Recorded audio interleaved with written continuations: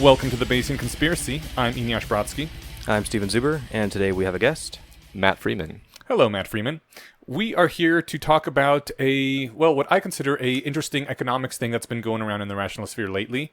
It started with when Seeing Like a State became a big thing. Is Seeing Like a State a book? Is it a series of blog posts? Is it a Seeing Like manifesto? A State is a book. I guess you could call it a manifesto, possibly, that says the state has a interest in making the people that it rules legible to the state, and that this destroys a lot of value for the people that are being ruled in order to make that rule possible. It gave a lot of examples, but one of the examples it gave was that a lot of people didn't have last names in medieval Europe, and the states imposed that on people and started demanding that everyone in a village have a last name so that they knew who was living there and how many people were there that they could tax. And you use the word legible. Yeah, well, there was a distinct problem with the rulers knowing what they are ruling over. That's a good way to put it. If you're a mayor of a village, you know everyone in your village. They're within your monkey sphere, more or less. You know what's happening there. But once it gets up higher beyond that, you're sending in strangers to come into the town and assess taxes. And they may not speak the same language as the people. They may not use the same measurements as the people there. And it is very hard for the people to assess taxes and recruit troops and just rule efficiently because they don't know what's there. They don't know who's living there. They don't know how much money they make. And the state tries to impose order in a way that the state can read those things. And it makes life very difficult for people on the ground. It gets confusing really fast. Yes. And it gets hard really fast. I think so the example I actually like is not from Seeing Like a State itself. It is from a blog post on Sam Zidat is the name of the site. I forget the guy's name. I'll look it up and insert it here after we're done talking. Lou Keep. The example he gave was, let's say like a inner city slum somewhere, maybe Detroit or something, where the streets don't really have names anymore. They've been torn off. No one keeps track of where they are. People just sort of live and get by in a semi-anarchic state. And the state comes in and says, you know what? We're going to start giving you guys health care. We want to be able to get ambulances in here when there's an emergency. And that is a problem for the people driving the ambulances if they get a call saying, hey, so-and-so is having a heart attack over at this address, because there's no street signs anywhere. The streets aren't named.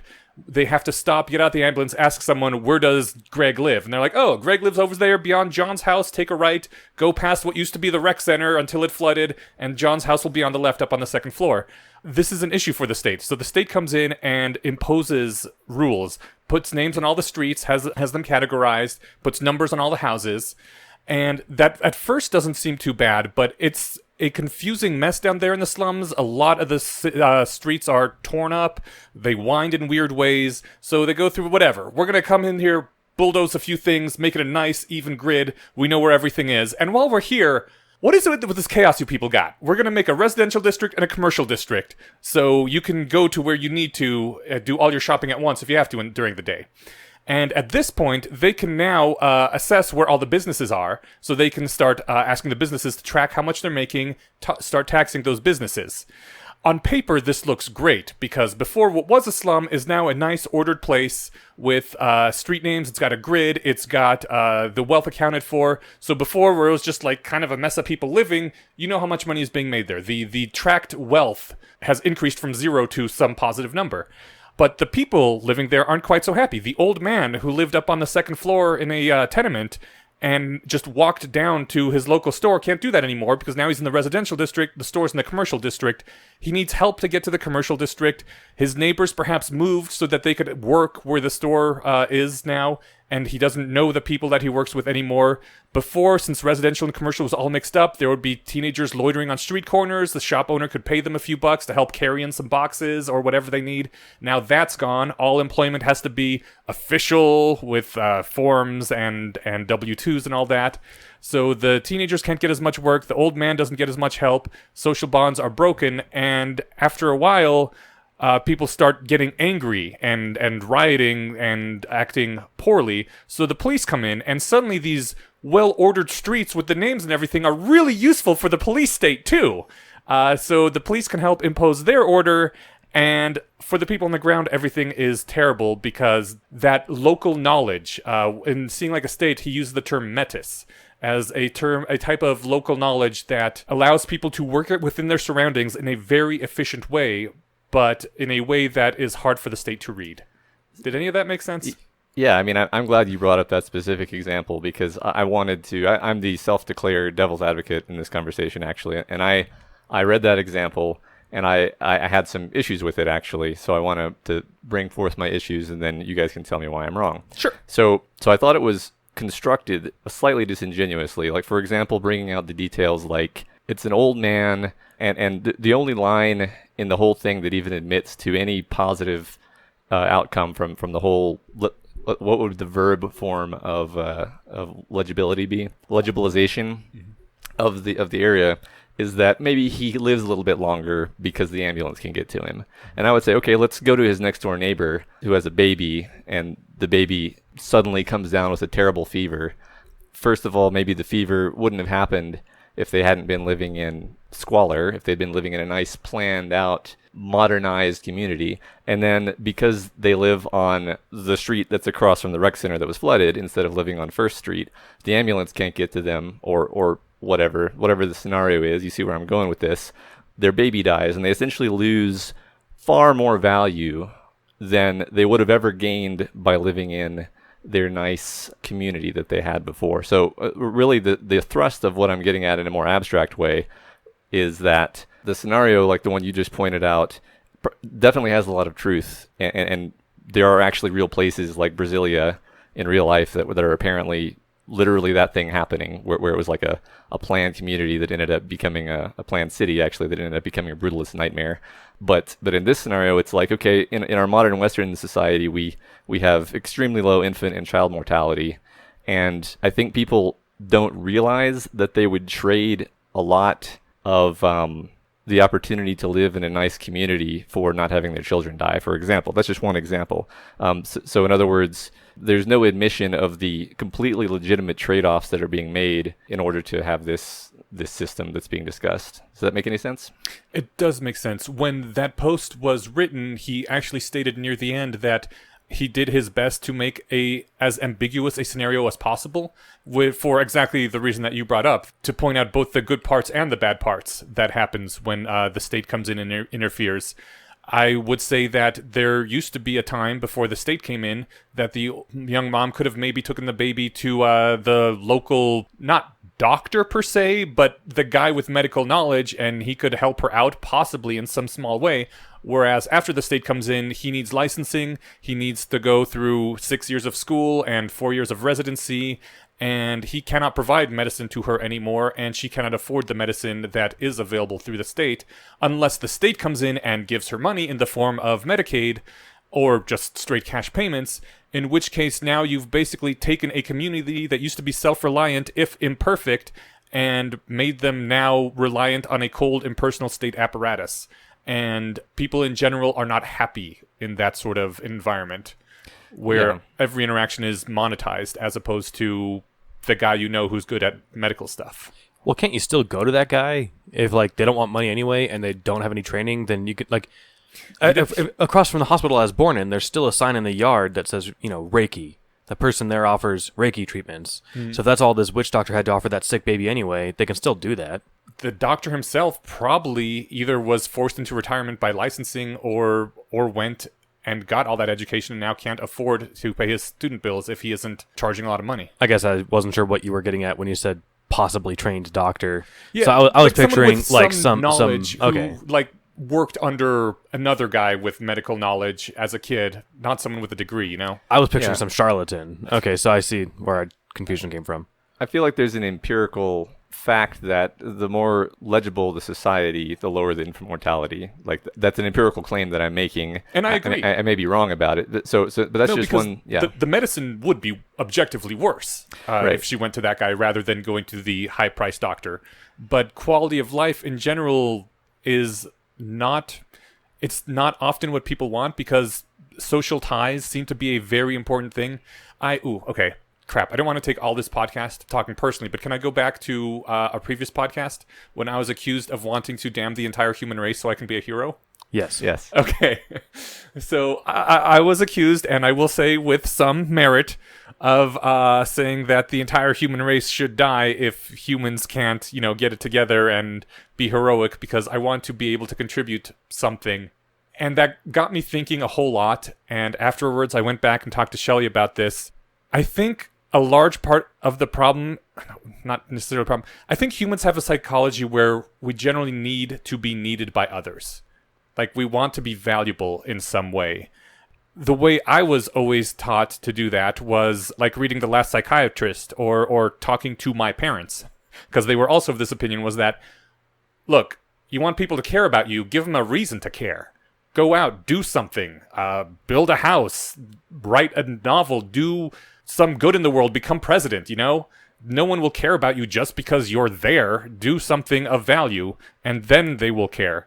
And that's all well and good, but as more and more things get taken by the machines, you no longer are the guy who's the best at hunting the meat, because that is something that was taken away, and then you're no longer the guy who's best at laying bricks, because that was taken away, and then you're no longer the guy who's best at doing accounting, because that was taken away. And as more and more things get taken by machines, there's no longer a reason to be valued in that way. And I think I've come to the conclusion that I shouldn't put my self-worth, shouldn't tie that to economic output anymore. Like, I can be valued for other reasons. But I think if the state comes in and breaks all of people's social ties so that they can't be valuable to each other in any way except through economic transactions, that brings us back to the whole feeling of meaninglessness, where what we do doesn't matter anymore. When I was renovating a bathroom, my dad came over and helped me with that, because he does that for a living. And afterwards, I offered to pay him money because at the time, I had recently read Rand, and I was very much into all values should be, exchanged. And he laughed this very uncomfortable laugh and was like, "Are you fucking kidding me? You're my son. No, we just do this for each other." And it took me a while to internalize that, but it seems that like once contributions are reduced to, I give you this amount of money for what you do, and then if you want something done, you give someone else X amount of money, it feels cold and sterile, and people aren't happy with that anymore. And I think the imposing of legibility turns all interactions with other humans into that, because the government wants to know how much economic value is in any particular thing for their own measurements, partly so they can say this is our GDP, and also partially so they can tax it. But I think that's a problem. There used to be a time where, where a guy went to work, right? And his wife stayed home and took care of everything. The wife's work was never valued in number terms. And every now and then you see articles saying, hey, if you had to replace your wife by paying for things, here's how much the housekeeper would cost, and here's how much the childcare would cost, and here's how much the cook would cost, etc. But we seem to be getting to the point where nowadays both parents work, and they do pay for childcare and cooking and cleaning, and that doesn't feel like a better thing necessarily. And I don't want to go back to the 50s, because it's better when everyone can work and pursue their life goals in their own way. But on the other hand, it also feels like so much has been monetized, and you have to now have both parents working, unless one person is really rich. And I'm going to stop talking now, because that's been too long. No, you're fine. I wanted to get on just a couple quick things. One, I feel like your updated outlook, that you no longer need to keep in mind economic value. By the way, if you hear construction noises in the background, it's happening outside. Sorry. Yeah, sorry about that. I feel like your perspective that you no longer need to focus on the economic output of your being a person as how you quantify yourself. I feel like that's healthier not to do it that way, because you're right, stuff's going away. The other thing I was going to say is that we haven't fully moved into the high modernity, which might be the verb for, or high modernization, which might be the verb for legibilityization, in that your dad is still able to come over and help you build the bathroom, right? Those types of transactions still exist.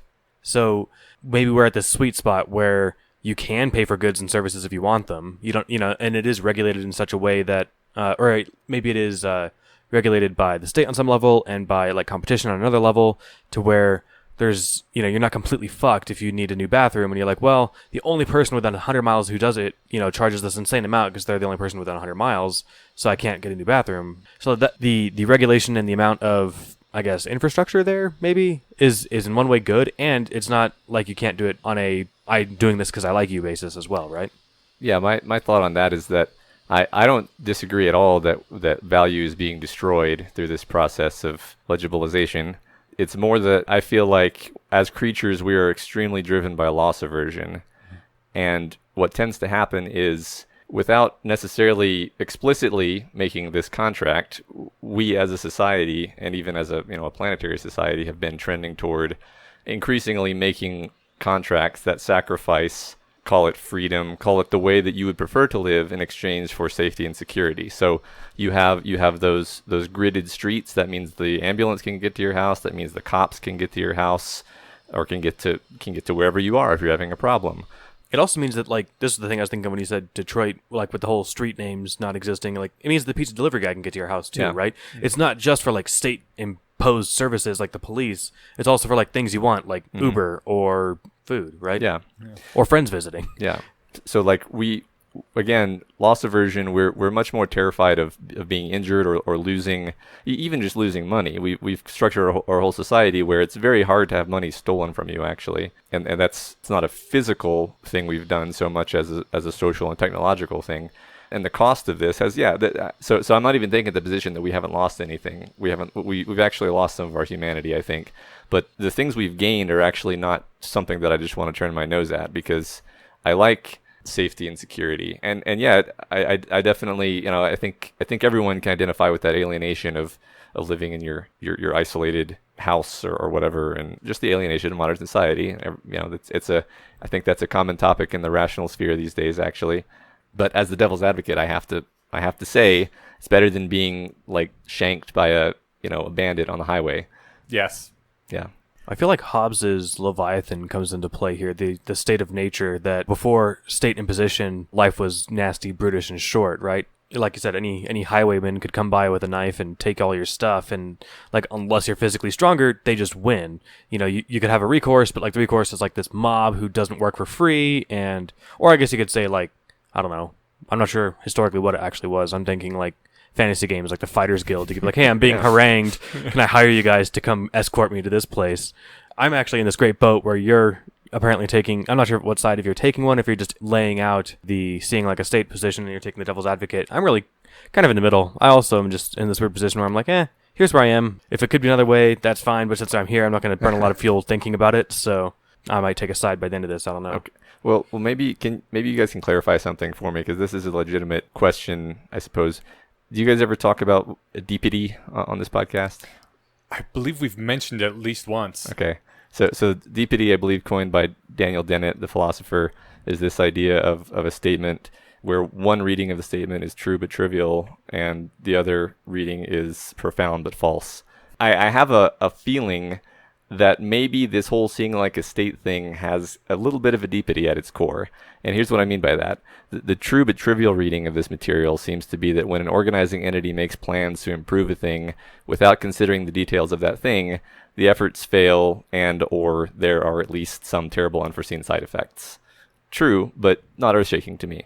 The profound but false reading is that all attempts at planning on an organizational level fail to achieve their aim and or have horrible unforeseen side effects.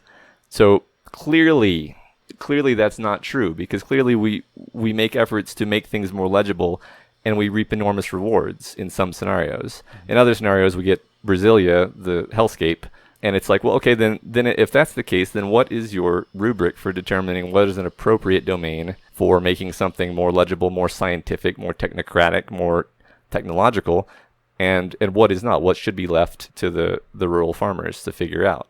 Can I make a horrific confession? Please. I think I found myself becoming more conservative over the past years, and I don't know what to do about that. I feel like it's a bummer that's a horrific confession. Well, it's partly horrific because I always viewed myself as, like, very liberal, to the point of being, in my college days, like a radical liberal, like burn it all down and start over, God, I don't know if it's because I'm getting older and people just, like, are resistant to change when they're older, or because now I have assets that if people were to riot could get burned down. It feels like there's something within me that has changed, but I'm more to the point where, due to the fact that you can't know all the details, I believe another example in Seeing Like a State was some scientific committee or something came into this agricultural town and saw that they were burning a portion of their crops every year. They said, "Why the hell are you doing this?" And the people were like, "Because it's part of our religion. The God demands it, etc." It's not that exact thing, but along those lines. And they said, "Well, stop doing that. That's stupid. And your religion is dumb. And now we will do things the more efficient way where you don't burn your crops." And it turns out that there was a very good reason for the burning of the crops. It helped replace some of the nitrogen in the soil. They didn't know that. They didn't know the reason why it worked. They just knew that it worked. The scientists or whoever came to do this analysis just saw that the reason why that they gave was stupid, so they told them to stop, and things kind of deteriorated and went to hell as the soil was stripped of its nutrients. Yeah. And since everything has such a high level of detail, which is ungraspable, I am more of the sort of Chesterton's fence point of view now, where, well, it seems to be working, so let's not change it because there's more ways for it to go bad than there are for it to go good. Or at least let's fully understand what's happening before we decide to change it. Yeah, but whenever someone says they fully understand things, it always turns out that they don't. Well, like the first thing I thought of when you said they were burning crops, it's like, oh, they're nurturing the soil. Yeah. I didn't think that, and then you said they're doing it for religious purposes, but then I just feel bad for like the old scientists or the old agriculturists who explain this to their co-farmers. Like, no, look, if you burn some and bury it, it actually helps the next year's crops. And they're like, fuck you, you're crazy, we're going to eat or sell this. And they're like, okay, fine, God will smite you if you don't do it. So like they had to just fall back on convincing them through a bad means. So is it metis or metis? I don't know. Yeah, well, anyway, I'm gonna say metis. Okay. So that is the mode of knowing that the natives are using to solve their problem. And I guess the question, and maybe I'm just like really missing something, but I'm like, you can't build a space telescope with metis. No, you cannot. So clearly there's domains where metis is appropriate and domains where metis is not appropriate. And I'm not even being devil's advocate. I don't know that I could just like walk upon a situation and say like, oh, clearly there's deep ancestral knowledge here that I shouldn't mess with, versus like, oh, it looks like these people don't know what they're doing. I'm going to help them using my scientific rationalistic worldview. And that's why I say I feel like I am becoming more conservative, because even 5 years ago I would have said, they're being stupid, make them not be stupid. It's more efficient to not burn your foods. Whereas nowadays I'm like,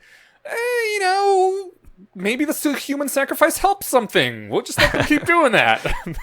Yeah. That's interesting, because a few years ago we had a conversation where you're talking about like your burn it down philosophy, and even then I was like, I feel like I could get hurt if people started throwing Molotovs through windows and stuff. And that was my only aversion, was like just purely like, I don't want to get killed, I don't want my parents and friends to get killed. Maybe an example, I'm not sure if this is a good one, you guys can tell me and we can unpack it if it is. Maybe Western culture coming upon, not like it happened like this way historically, but kind of currently coming upon traditional Chinese medicine or something. You know, one way to approach it would be like, well, maybe they're onto something. Or another would be, you know what, there's no such thing as qi or meridians or whatever, so they're all clearly idiots. Or rather, let's be more charitable, they're all clearly wrong, we should give them our medicine that works. Did you guys read the Witch Doctors Without Borders article? No. Oh, God. Okay. Very briefly, there's certain parts in, God, I hate to say in Africa, because Africa is a massive continent and varies greatly from one end to the other. So there's a specific country in Africa that is undergoing civil war. Bad things are happening. Warlords and armed gangs are taking over villages. And there has been a counter meme, I guess, in the original sense of the word, that has sprung up that has helped people fight. Turns out that the armed gangs aren't really all that good at fighting. They just have AKs that they spray at people, and the people don't want to get shot, so they submit to their will. But there's a lot of villagers, and if all of them just together stood up and like attacked at once and was like, okay, some of us will die, but no big deal, it's good, it's fine for the greater good, they could chase them out. But they don't, because no one really wants to die. So there is this witch doctor that a few years ago came up with a bullet-proofing potion. Where, oh shit. Yeah. Jeez. You take this potion and you become bulletproof for a few hours. And the problem with the potion is that it's, very expensive and complicated to make. It doesn't work if you have committed a range of sins in the past year. So if it ever fails, you can always say, well, that person obviously committed one of these sins that was not allowed. He just didn't want to tell anyone about it. And also, it's very costly in that it may involve human sacrifice. I'm not sure about that. So you don't want to do it too often. But people have been using it, and after they take the bulletproofing potion, everyone's like, let's fucking get these warlords. Yeah. And they chase them out. And so it's been spreading to more and more villages and has been working as an effective counter to the warlords taking over. And that's right. That is an example of metis, I believe, in that it is something that works, even though the given reason is incorrect. But if you had the true why, nobody would join in. So they'd be like, I don't want to get shot. It's the false belief that makes it possible. So was this witch doctor selling this bulletproof potion, was this a game theorist who thought this is how we can take back our nation? Or was this like just some... It's a dude that had a vision. And by dude, I mean like an elderly, respected priest man. Okay, so it wasn't just some charlatan selling like anthrax homeopathic pills. No. Or homeopathic vaccines or whatever. But even if it were, it would still have the positive outcome that it's had, which is the amazing thing. True, but I'm just wondering if this is the kind of... I guess idly I'm curious about the motivations of this person, because like, selling bulletproof potions in an area where people are being shot all the time sounds like a great way to make money. And then if you can just lampshade away or handwave away all the people who get shot anyway, oh, they must have sinned or something, the potion's not perfect. Yeah. Like, that's interesting. I believe what I was commenting on was that it sometimes doesn't work to have the actual scientific knowledge. You can't always replace it. Like, so... Maybe this is an issue or an approach that's discussed in seeing like a state, but if you're understanding on some level, for example, why this witch doctor is selling this bulletproof potion or why these people are burning their crops, and you're like, oh, you know what's better than burnt crops for fertilizer? Fertilizer. I'll bring you guys some fertilizer and trade you for all the food you're burning, and then that way, everybody wins. You guys get more food, and this food gets to get eaten. And then what helps stop warlords is like a powerful state with guns and a militia that can jump in and shoot them. I guess there seems to be other approaches than just letting the metis do its thing. And I think metis, another definition that I heard was like practical wisdom. Yeah, so it seems like there's other ways to deal with it as long as you're solving the same problem that they're trying to solve and you're aware that you're doing that. I guess the whole point of seeing like a state is that that's a lot easier said than done. Mm-hmm. Okay. Well, I think we have a very good example of it being easier said than done in our own personal lives, because the rationalist community is quite aware of the powerful effects of religious community and ritual, and we've been trying to harness stuff like that for a while. We've got the meetups going, and we've got like some small community stuff, and there's even attempts to do rituals, like for the solstice ritual stuff, to help bind us together, but they don't ever quite seem to take off, or haven't yet anyway. I would like to do a podcast about building community at some point, whereas the churches seem to work very well. Like rural America, the church, I don't know if it was in the article that you read. No, it was in the article you read, right? How the church is basically the economic unit of the rural America. Right. And as people lose their faith, among other reasons, the community fractures, the economic output of an area drastically reduces, life outcomes get much worse. And it doesn't seem like there's a way to replace that yet without the crazy belief in God memes tying it together. Yeah. Yeah, I mean... Like, church works both as a fallback net that, yes, welfare tries to take the place, but welfare is so impersonal and doesn't really do it as well as people contributing their money to the church and then the church passing it out to people who are very poor or have sudden shocks. It serves as a labor pool for the old people that can't afford to hire people, or if someone's house burns down, everyone goes and helps them rebuild or something. It works as that social safety net that everybody needs and that is trying to be replaced by the state with welfare and other programs, and which just doesn't work as well. The problem might just be like the level of removal from the situation. Mm-hmm. Your churches are local on the ground, and your state is this abstract thing in Washington, D.C. or wherever, right? That is, I think, a large part of the argument of seeing like a state. Yeah, so the idea is like what? Smaller local governments? I believe that is one of the thrusts of the book, yes, is that smaller local communities are better. Communities, specifically, not governments, because the author is an anarchist, right? I don't know if he's an anarchist, is he? Scott Alexander said he was. Okay. So, I don't know if he was being hyperbolic or if he was saying, he said something about how his anarchy sort of shone through in the book and that he wasn't at all, like he would sort of just like hand wave away like all the amazing benefits of modernization, like less dead babies. Yeah. And be like, yeah, but look at how bad it was when we made everything on grids. Which, I mean, it's a real. I didn't read Seeing Like a State, but I read Scott Alexander's summary because it was shorter. And I haven't read the book either. oh, okay. So, but you probably read parts of, or you sent me that link of blog posts that was about it or something, right? So you have more into it than I do, anyway. Yeah, Alexander's essay was. I thought it was good and comprehensive for what I was trying to get out of it. Like, what's this book about? And he went about it in this really fun way where he talks about that level of abstraction from the top of the rulership down to the bottom makes it really hard to make anything straight because this community over here uses this size basket and this one uses this size. Okay, well, here's this basket. We're going to use this. Okay, well, are we filling it? Are we packing it down? Are we just pouring it? Are we pouring it from waist height or shoulder height? Like all these stupid little things till we have to eventually get down to every little minutia. I guess what I'm getting at is that yeah, it's one thing to say, all right, we're going to standardize this, and it's another thing to like implement that in a way that is at all successful or consistent. And I hate to keep harping on the same thing, but that makes a lot of sense when you're talking about certain things. Like anything ecological seems to me hazardous to meddle with. But you don't want every community to have their own like internet protocols or their own like traffic laws. Yeah, imagine traveling. Yeah, right. I mean, so we drive on the left side of the road in this state. So like there are certain things that can clearly be made better by organizational hierarchical control and intervention. Just say intervention doesn't even have to be top down.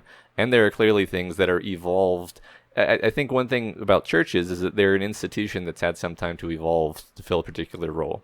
And no matter how smart, any person trying to create an institution from scratch is going to do less well than natural selection can do on solving a given problem. Maybe they create a thing, and 2 generations later, the thing they created has actually evolved into something really cool. But they're not going to get it right the first time, and that's all well and good. But maybe we'd still be glad that they tried to create it the first time in this abstract hypothetical scenario I'm sketching. And I gotta say, as a person living in a country with decent medicine and air conditioning and the internet, I'm really kind of glad that we went through that whole industrial revolution thing. Right. That, I mean, the destroying of all the metas and standardizing things really does create a lot of wealth. Yeah, exactly. And, I mean, wealth might sound loaded to some people. It creates a lot of value. Prosperity. Yeah, value for, like, almost everybody. Even the poorest in America, not like the bottom 10%, but the poor working class have like refrigerators. Like being able to store food for more than a couple days before it spoils is not something that we revel at how awesome it is. And yet, if we were tracking down this week's food all weekend and it went bad by Thursday, like that'd be a whole different kind of, I don't know. We've talked a bit about before, like whether people were happier in the past or versus now. Yeah. I do feel like there's more to be happy about now because you have time to actually catch your breath and enjoy things, and you're not in this constant state of panic where you're chasing down food and then protecting it from bandits who didn't want to chase the food, but you're easier to catch and rob. So yeah, I think I almost think that people were happier in the past because they had more social connections. One of the major points of the second post that I talked about, the Meridian of Her Greatness is the name of this post, is that, yeah, the Industrial Revolution created tons of wealth. And the people who were uprooted from their communities due to enclosure and working in factories in London, their wages kept going up, but they were removed from their friends and their family, and it tends to make people miserable to be this isolated. And I think that's a large part of the problem we have with the modern day is the isolation and the alienation is what gives us this feeling of meaninglessness, that we are not important to anyone. And that's an issue. And that ties into your concern about the AI safety net making humanity less important in, like, some issues. I kind of wish Shelley was here because I think she sort of maybe got the right track where the main thing she values is other human connections. And if you like other people because you like to be around them, then their worth is not tied to their economic output anymore. You're valuable just because you're a human that has social ties with me. You were friends with me while I was unemployed. Yeah. Yeah. You're like, oh, I don't have an unemployed friends. My friends need to be able to, like, quid pro quo on meals and stuff. So come back when you have a job. So I feel like we're sort of at an impasse here. You had a couple things you wanted to touch, right? Yeah, well, the main thing I wanted, I think maybe this could provide some like concrete examples to maybe go over. I have here the legibility game, which I've invented. And I think we can go through it pretty quickly. the game is that I have 4 questions, 4 scenarios, and I say which of these interventions were examples of terrible overreach with devastating consequences, and which were great things that it was really good they happened. Ooh, it sounds fun. The first one is actually a freebie. It's the demolition of natural German forests and replacement of those trees with trees planted on a grid for logging purposes. Was this a good idea or a bad idea? I already know the answer to this one. So this one I happen to know the answer because I read the article. Yeah, but right. like, if pretending I hadn't read the article, I might be of the mind. Well, I guess you destroyed nature, which is sad. But is it good for us or is it good for the world? What's the question? I think that's a really interesting way of framing it. I mean, so in this case, it failed even on its own merits. And I knew you two guys had read this one already, but like it failed on its own merits because they even didn't end up making a more efficient logging forest, right? So they destroyed a forest and probably a lot of resources along with that, and they didn't even get what they were after. So it's just like Production went down drastically. Right. Because it didn't have the rest of the ecosystem that it needed to support those trees. Right. Which is one of those things that when a few years ago, if I would have read that proposal, I would have been like, hell yes. Yeah. What do we need all this chaos of the jungle for? Like, bulldoze it, plant what we actually want in nice rows to make it easy to harvest, and this way we will be able to not have to disturb as many forests if we just have one hyper-efficient grid forest of the tree we want. You didn't watch Princess Mononoke?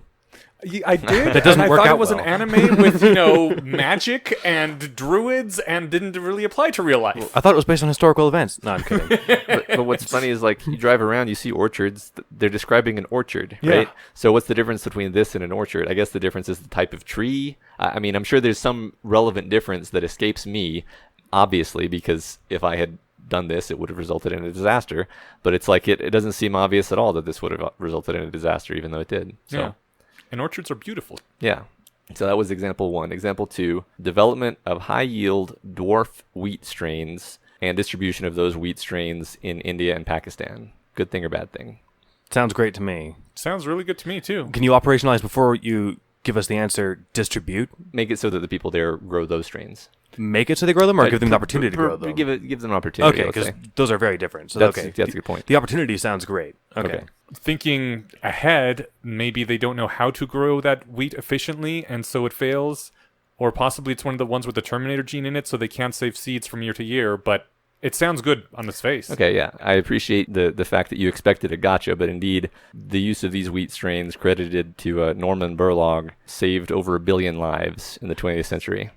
So the reason I juxtapose those first two, by the way, is to say it's really not a good rule just to say let's not intervene in unusual ways in ecological matters, because then you just lost 1 billion people if you refuse to intervene by creating a dwarf strain of wheat or whatever.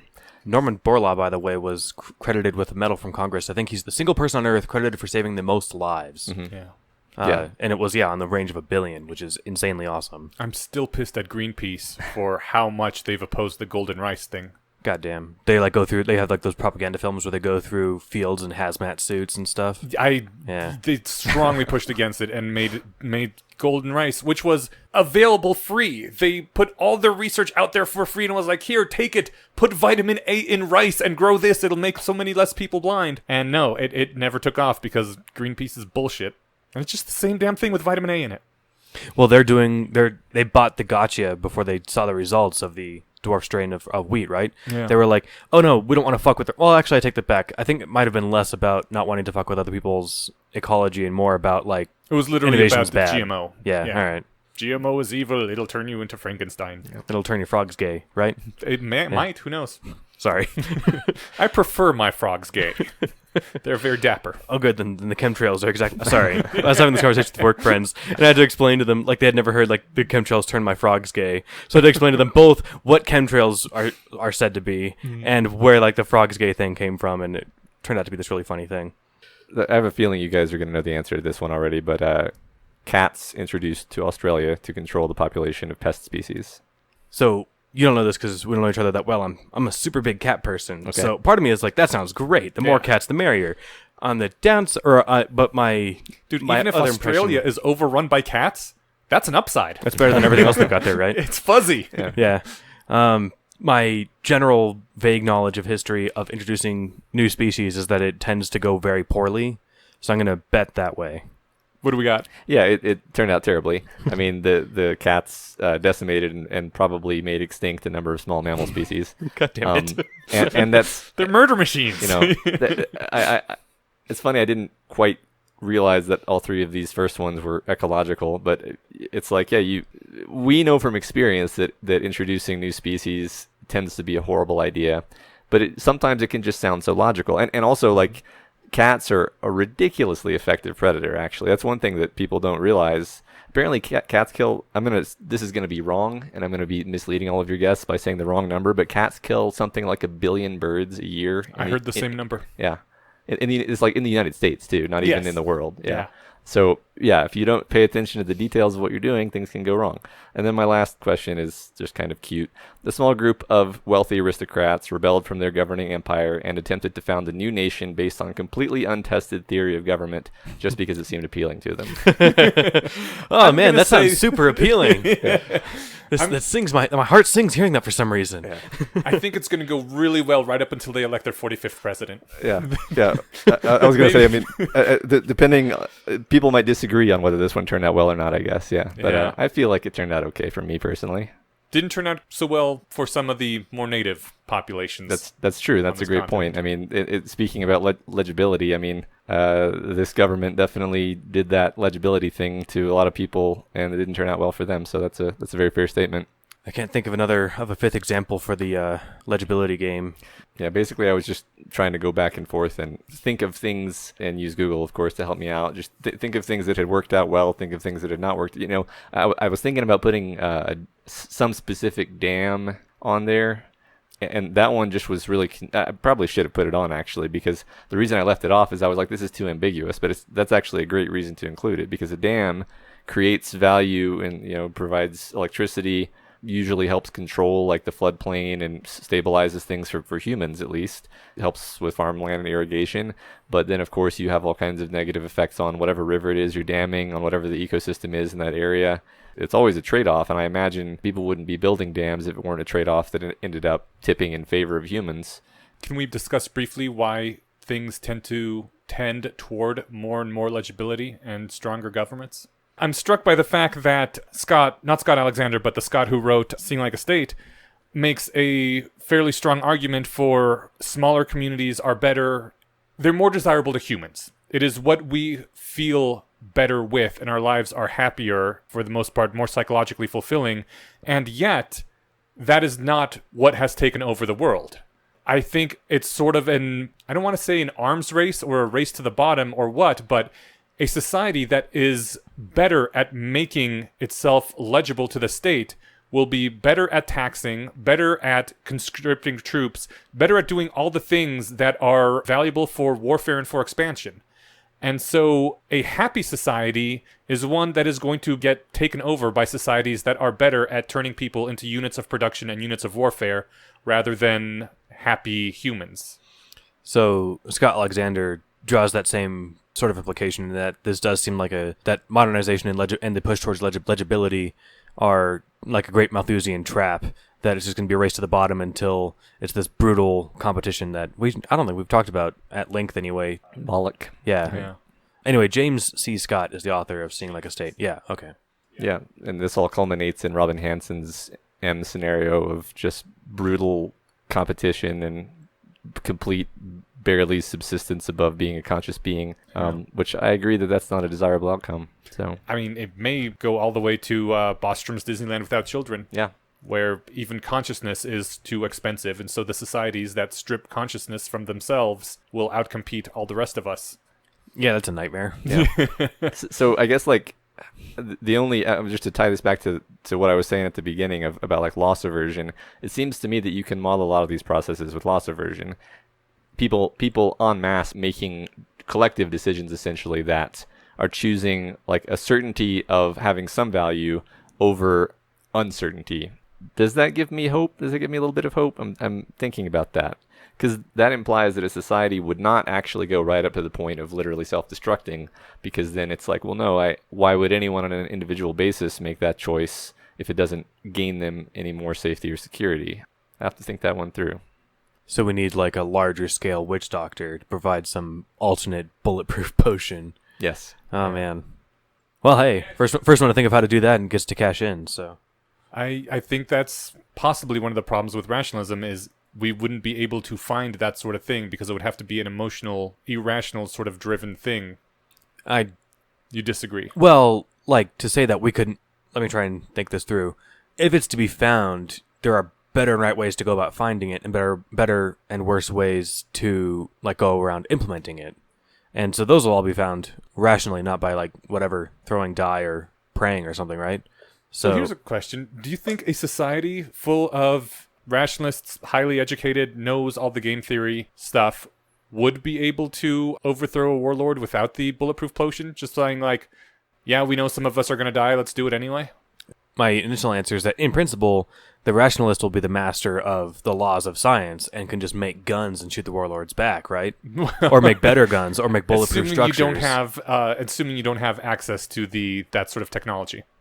All you've got is the social capital and the ability to talk to everyone else in the tribe. God, I don't know. I'm sure there's some way to make this super doable in that whatever betting markets or prediction markets on who lives and dies, or somebody doing something that, incentivizes individuals even though they're going to die. Because part of, if you could call this a weakness, which I guess in this particular instance it is, there's a strong reluctance among at least the rationalists I know to die. Yes. And so I wouldn't want to be in the front lines to tank bullets so that my friends can tackle the warlords.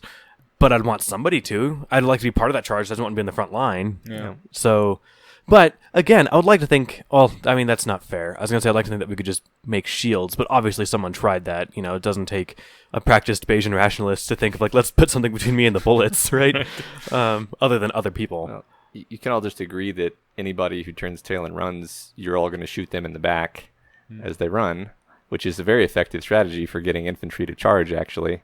So it's not very happy, but if you have the guns to shoot them in the back, you have the guns to shoot the warlords, and that was one of the prerequisites for not winning the stab them. You might just have like one or two guys stand in the back with guns to shoot the people that run away. I would like to think that we would rush those assholes and take their guns and shoot the warlords with them. I hate to keep beating on that point, but that just seems mean. It would have to be the elderly, because if someone could be charging the warlords, they should be in the front lines. But like the old guy in the wheelchair who can't charge, we'll give him the gun to shoot the people that turn around and run. But him and his wheelchair would make a great meat shield for you charging the warlords, right? Just push him in front of you. That's some Rick and Morty shit right there. I mean, so this is part of my issue with like, I don't know, there's like the classical economics version of, I'm trying to think of a decent example. Someone's going to point out how it's really stupid for X, Y, and Z reasons, but classical economics are things like the model that $110 is better than $100, so I'll offer you $100 now or $110 in 2 months. And, some number of people will take the $100 now, and it's like, oh, well, they're just irrational. So, my model's right, they're just stupid.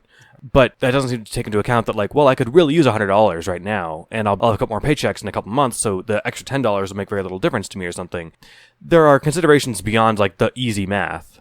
And so I would like to think, so like that's sort of like the example of let's build cities on grids, and we'll put all the businesses on this side and all the houses on this side, and it'll be perfect because everything's on straight roads and, intersections and whatever.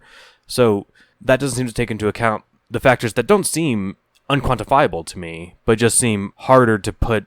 I guess maybe quantifiable is not the right word, because they are hard to quantify, but they're not hard to consider. Like factors that people like living near businesses. Mm-hmm. Like that's just a failure of consideration, like of empiricism.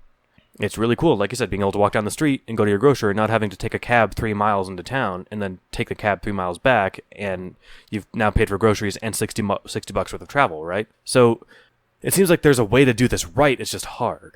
Is that something that James Scott touches on in the book, or as far as I know, no? Yeah, this was something that I was thinking about a lot while doing all this reading, was surely there's a way to do this right. And when you're reading all these examples of states doing terrible things and making terrible mistakes, you're like, well, this was just stupid. I mean, this isn't complicated. They just did it stupidly. And I think the point of the book maybe is, look, the state is incentivized to do it in this particular way that ends up being stupid over and over again. Yes, you could do it correctly if you had like a giant bag of money and a group of people who were like committed to the idea of like, hey, let's actually create a society that people will want to live in. But that scenario has actually never happened. It's usually the state wants to control and make legible its population, and that's not conducive actually to flourishing. I think that's where my conservatism comes from, because I used to be very much of the opinion, well, it's just been done stupidly, let's do it not stupidly. And let's change things and make them better, just not in a dumb way. And now I seem to be trending more towards it's impossible to do it the not stupid way, because reality is a lot more complicated than everyone seems to think, as shown by the entire history of human intervention, almost always going wrong. So let's just stop trying to intervene. I would like to say it's prohibitively difficult, not impossible, to do it the right way. Just the idea of let's make them grow these crops because they grow great over here. That's not a mistake we'd make today. We would test it under realistic conditions over there before we just usurp their food supply and said, you guys are going to grow this now because this grows a lot better and it'll be better for everyone over there. We're going to make sure it actually is first. So, like, the virtue of empiricism and testing wasn't a theme that I saw in the review of Seeing Like a State. That's relatively new, and I like to think that makes us a lot better at doing this right. Okay. So that we can do it right eventually if we do it wrong enough and learn enough. Or at least the mistakes will be less catastrophic, maybe? I would like to think that we would make something on the order of the Soviet farming practices again, right? I don't think that we're stupid enough to try something that bad. But maybe I'm wrong. I am in this weird situation where I sound optimistic, and I sometimes feel that way. But Yeah. Was it the Sam Zidot blogger that made the point? It's actually very optimistic to say that all of the horrors of the 20th century were due to malicious intent, and the pessimistic interpretation is that all the horrors of the 20th century were people trying their best to solve problems, and the horrors being the fair outcome of their best efforts. Yeah. their best efforts sucked. Their best efforts sucked, and we've learned more since then. And I think I'm between the two poles. I think we have learned more since then. We're much better at a lot of things. We're only going to continue getting better unless something terrible happens. Well, and a lot of the people calling the shots here were not like people that you'd think of as like the epitome of rationality, right? I think it was some of them were really doing their best with the tools and thoughts that they had at the time. And some of them weren't. I think it was Mao. I feel like I read somewhere, and I can't remember if it was Mao or not. I will try and find out who it was.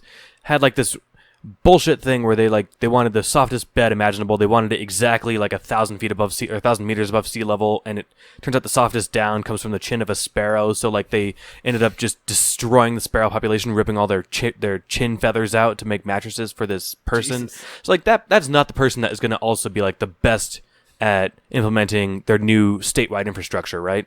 I think those two things are orthogonal. Maybe you can be the best and want chin-down mattresses. Let me rephrase that. I feel like that is not indicative of an all-around rationally encompassed mind, right? Maybe his terminal value is ultimate sleeping comfort. Because he slept so well, he could make all the best decisions. Right. Okay. And didn't it cause a famine because the sparrows were like spreading seeds? And Probably. Yeah, I think I heard part of this story. So It resulted in a famine? A famine, yeah. Oh, shit. Yeah. So clearly, not seeing all the implications of these stupid desires. I guess what I'm getting at, like, well then, But that's the conservative / Chesterton's fence position, that you can never see all of the implications, and so things will always go horribly wrong. Well, but they just charged through Chesterton's fence without looking at it first, because they were like, "Fuck these birds, they're not doing anything. Let's use their chin feathers for beds." So like, Well, every now and then we say, fuck mosquitoes, they aren't doing anything except malaria, let's kill them all. I feel like we're pretty sure about that. I agree, and I'm on board with killing all mosquitoes, but if the sparrow story is any indication... But we could watch sparrows and watch them do stuff, and we also watch mosquitoes and watch them do stuff, and they don't do anything good. As far as I know. That's what they thought about the sparrows. That's not. I don't know if anyone actually did that investigation into the sparrows. Oh, well. And it seems to me that you could wipe out mosquitoes, and then if everything goes to shit immediately, then you just release a bunch of mosquitoes. Well, you can't release them once they've been wiped out. Well, you have some in boxes somewhere, I presume. Someone's job is to have the mosquito box after the mosquito apocalypse. Put a big M on it so they know it's full of mosquitoes. Yeah. And the mosquitoes are trying to convince you to open the box. Yeah. And someone has to feed them, obviously, so you gotta stick your arm in there. You know only female mosquitoes suck blood? I think I did. Yeah, male mosquitoes eat pollen. Really? Yeah. Oh, so there probably is a huge downside to killing them all. Well, other things probably do whatever the male mosquitoes do. I'm assuming they fill a niche, though. That's actually like that put me way everything off the fills fence. a Yeah. niche, but I don't really care about the living in my intestines and sucking my blood niche. Well, I do care about the pollinizing niche. Right. So yeah, I mean, I should have, I guess, been clear around that. I care about the niches that are good for things and not good just for the thing that's eating my intestines or whatever, right? So The larvae also provide a food source for fish, but my understanding is that they've calculated it, and even if those larvae weren't there, the fish would be fine. And Probably some other insect would increase in population to Yeah. make up the difference. And even if the solution was to like throw some fish food in all the ponds of the sub-Saharan Africa where malaria is rampant for 5 years until the other insects had a chance to flourish there, that sounds like a solvable problem. That's like, I think that's a lot harder than you're making it out to be. but Throwing some fish food into every single waterway in Africa every day is... not every waterway. Okay, some enough of them of you're them. okay with the fish dying out in. I didn't think this through, but we'll I'm bounce willing to back, die guys. on this hill. So Right. you could then channel all the efforts that are going like for malaria vaccines and bed nets and stuff, and just put that towards fish food for the next couple of years. Even if even if you keep the fish population from dropping below a certain critical point, so you'd just have to enough feeding them. Or you could figure out what insects were going to fill that niche anyway, and just throw a bunch of their larvae in the waters 1 year, and then they would explode the population and probably cause some huge mess. I need to think this through. I need a pen and paper. Well, look. If we wipe out mosquitoes, it would give me personally infinity utility, and so there's really like no matter what else happens after that, it's a positive outcome. Right, because you can't beat infinity. Right, because I'm a utility monster, obviously, and I mean that I just solved the problem for everyone. You're welcome. Thanks. We may have to kill Matt. Well, That would be literally the worst thing we could do. yeah. Then you couldn't get infinity utility. I believe that it says somewhere in Genesis, "Thou shalt not suffer a utility monster to live." Oh, damn. Yeah, I feel like that was a mistranslation, translated to witch, right? So like, Yeah. so the They meant utility monster, I think you're but right, they didn't yeah. have the concept back then. So, I mean, Solid. God was trying. I think this is a interesting topic to talk about because I don't have any sort of answers or conclusions. I'm just confused and vaguely disheartened by how not awesome we are at optimizing everything. I guess I have two intuitions/takeaways. One is that we're getting better at optimization. It doesn't happen overnight, and if there were some huge missteps, well, that sucks. But then you get back on course and you keep going for the right ways of doing things. I'm not saying like individual nation states get to make gigantic mistakes. I'm like, oh, you know what? We'll try again this way instead. Like history gets humanity back on course, not individuals who kept fucking things up. But the other thing is that I guess I would need a good argument that either A, we wouldn't return to some grotesque Hobbesian state of nature if we got rid of high modernization / legibility enforcement, or if you're okay with just biting the bullet and say that we would turn back into that, you'll have to explain why that's better than what we're at now, right? And the problem with small communities, tight-knit communities, is that they will never be able to create space shuttles and colonize other planets because you just don't have enough resources in a small community to do that. Right. And there was also one other thing that I meant to hit on, which was, at least in the Slate Star Codex summary, there wasn't really a discussion of the impact on non-humans during all of this business, and that seems at least worth mentioning, that wipe out a jungle to make a nicely orchard-styled tree farming field for lumber production. A, it doesn't work out for lumber production, but B, for those of you keeping count at home, it also doesn't work out well for all the wildlife you killed to make way for that tree farm. I mean, it's at least some people care about this sort of thing. It's at least worth mentioning. Yeah. So I certainly think that's a cost worth considering. I don't know, like, that's sort of my thing is it's not worth not doing it if we were sure it was going to work, but we had to be really damn sure. So are we moving on? Let's move on, because it has been a little bit over an hour. And now, as promised, last episode's discussion of the story Utopia LOL. If you want to read it, now is your last chance to skip or pause. All right, so I was sad to find out that the AI had been constrained from expanding beyond the solar system. I was more bummed that like the AI manipulated people on purpose, but I also found that kind of awesome because then the guy's like, yeah, I totally get that you're manipulating me and I'm fine with it, which is the sign of a great manipulation. Mm-hmm. Yeah. But for me, I was going to say, nah, I guess whatever goes on the air, then people know I'm a wimp. I cried for like a minute. Like I couldn't keep reading when Keat, was that the Kip? Oh, Kit? Wasn't it Kit or Kip? Kit, whatever the tour guide. Yeah.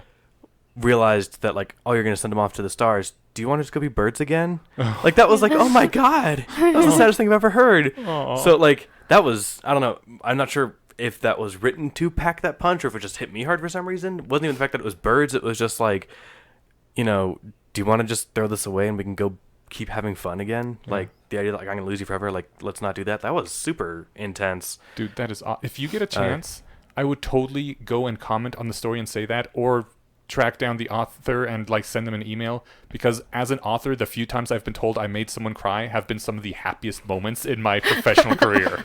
Sadist. Yes, that is what you want as an author, that you have emotionally touched someone that deeply. All right, I'll let them know. Very rarely do people ever let you know that sort of thing, even when it does happen. Cool. Yeah, let him know. You will make his fucking week. Unless he's had, like, just an enormous week.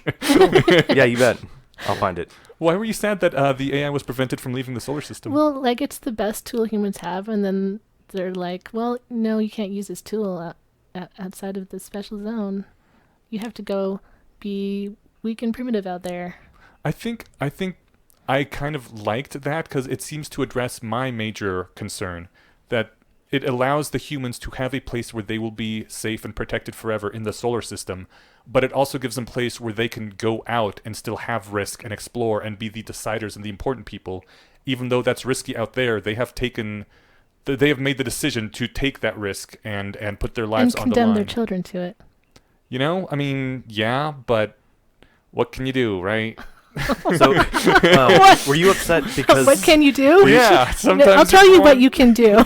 you could not do what the author did? You can ship your children back to the solar system until they turn 18 and can make their own decisions. Even in the archipelago created by Scott Alexander, children have the option to leave their communities. Yeah, but they didn't have the option to be not born into the community. Yeah. So the children, I assume, once they get to other solar systems, well, no. I mean, eventually they'd have the technology to get back to Sol, but not for a while. Not for a number of generations, probably. Were you upset because of the lost potential of having an AI that was constrained that way, or were you sad from the perspective of the AI who wanted to help beyond this narrow area but then couldn't? I guess not from. I'm not sad for like the AI feeling sad. Yeah. I'm sad for the AI feeling sad. I think I've got a problem with like my empathy's turned up too high. It's not like I'm not sure it's not it where I did can't feel turn sad. it down. Yeah, I don't think the Yeah. AI did feel sad because it was programmed to be happy with the things the way they were. Or maybe Then why it would it wasn't try programmed- and do better? Maybe it wasn't sentient. I got the impression that it was. It talked as though it was, but that doesn't mean anything.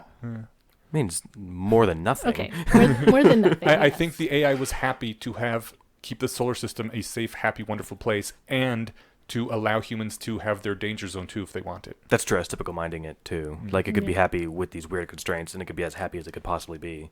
All right, fair enough. Yeah. We have listener feedback. First thing I want to do is a new segment that we shall do every week. Whenever we have a Patreon supporter supporting at $4 or more, I think it was, we will read one of their names and say a special thank you to them on an episode.